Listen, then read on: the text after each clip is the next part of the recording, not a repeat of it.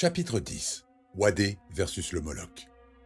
Peu à peu, Daphné se ressaisissait, priorisait ses actions. Elle devait pouvoir compter sur son frère pour emmener Eric au petit centre de secours en rez-de-chaussée ou pour emmener Victoria loin d'ici pendant qu'elle s'occuperait d'Eric. Il fallait qu'il bouge.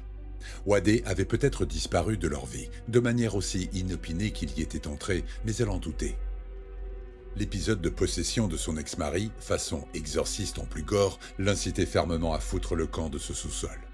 Elle utilisa un fond de bouteille d'eau et une serviette en papier pour essuyer le visage d'Eric tuméfié par ses transformations. Depuis combien de temps étaient-ils séparés? 2 ans maintenant. Puis il y avait eu son AVC, son coma.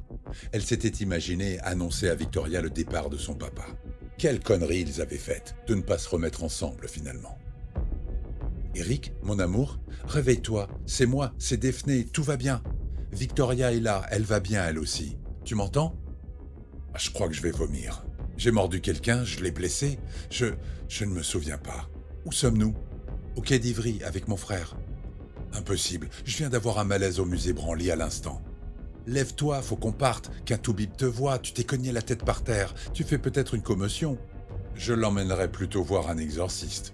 C'était Michael qui reprenait ses esprits. Exorciste? Mike? Quoi? Mais qu'est-ce qui m'est arrivé, putain?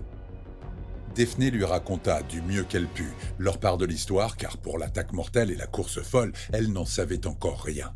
Cela plongea de nouveau Eric dans un état d'hébétude, dont il ne sortit que lorsque sa fille le prit dans ses bras en lui disant « C'est pas grave, papa d'amour, Wadé a chassé le monstre qui t'avait dévoré. Il est passé où l'autre? Je veux le voir, pas question qu'il s'approche encore une fois de ma fille.